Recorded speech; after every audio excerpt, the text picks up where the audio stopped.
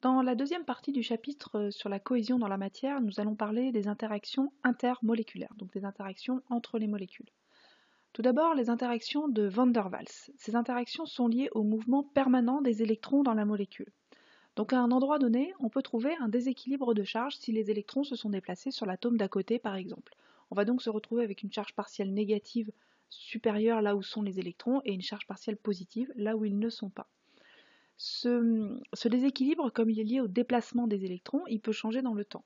Sur un certain atome, on peut avoir une charge partielle positive à un moment, et quand les électrons sont revenus, on aura une charge partielle négative. Donc cette création de charges partielles instantanées et localisées dans la molécule font que les molécules vont s'attirer les unes des autres, les charges partielles négatives avec les charges partielles positives de la molécule d'à côté, etc. Les interactions de Van der Waals sont des interactions qui sont très faibles devant les autres interactions intermoléculaires, donc qui interviennent dans des molécules qui ne sont pas polaires, qui ne contiennent pas de liaisons polarisées par exemple, ou dans des parties de molécules qui ne sont pas polaires. Par exemple, ici on a une liaison polaire dans la molécule qui est représentée, entre le O et le H en bout de molécule, mais tout le reste de la molécule c'est une chaîne carbonée qui contient donc du carbone et de l'hydrogène, qui n'est pas polarisée. Donc on va retrouver des interactions de Van der Waals dans la partie de la chaîne carbonée. Plus les atomes sont proches les uns des autres, plus on va avoir des interactions de Van der Waals qui seront importantes dans la molécule. Par exemple, dans le cas d'une molécule ramifiée, plutôt que dans le cas d'une chaîne linéaire, ou dans le cas d'une molécule cyclique, les atomes sont plus proches les uns des autres et donc des interactions de Van der Waals plus élevées.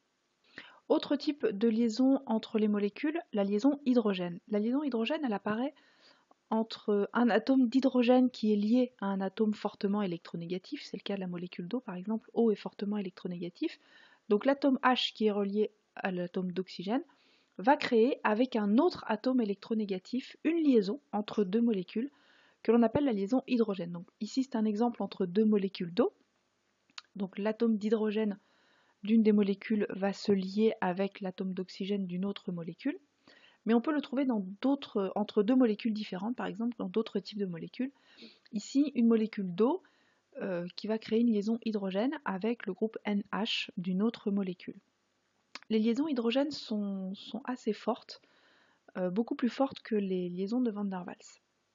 Alors il faut savoir que les liaisons de Van der Waals ou les liaisons hydrogènes sont des liaisons qui permettent d'expliquer la différence de température de fusion ou d'ébullition d'une espèce. Par exemple, plus les liaisons entre les molécules vont être importantes, plus il va falloir fournir d'énergie pour séparer ces molécules et par exemple passer de l'état liquide à l'état gazeux. Puisque pour passer de l'état liquide à l'état gazeux, il faut séparer et éparpiller les molécules.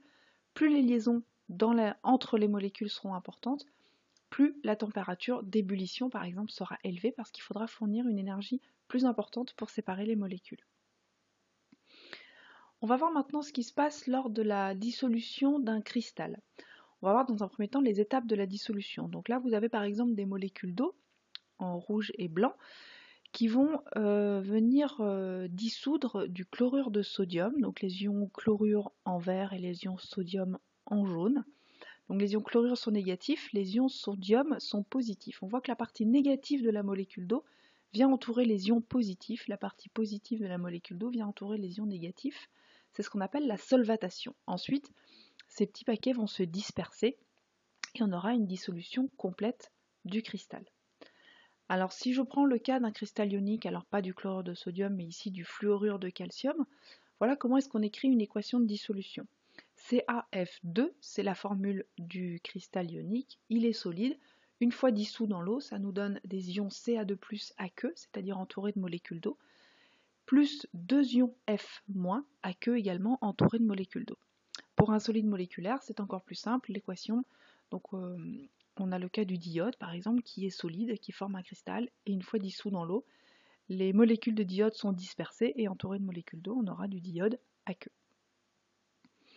En ce qui concerne la concentration lors de la dissolution d'un cristal, il faut bien faire attention entre la concentration du soluté, donc dans le cas du fluorure de calcium, c'est donc le soluté, c'est le fluorure de calcium, c'est ce qu'on appelle la concentration en soluté apportée.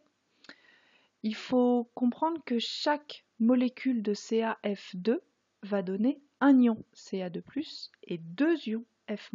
Donc chaque mol de CaF2 donnera une mol de Ca2+, et 2 mols de F-. Donc quand on calcule la concentration des ions, qu'on écrit entre crochets, la concentration des ions Ca2+ et la concentration des ions F-, elle est liée à la concentration en soluté apportée. Donc la concentration des ions Ca2+ est égale à la concentration en soluté apportée, puisque une molécule de CaF2 donne un ion Ca2+. Par contre, la concentration en ion F- est égale à 2 fois la concentration en soluté apportée, parce que une molécule de CaF2 va donner 2 ions F-.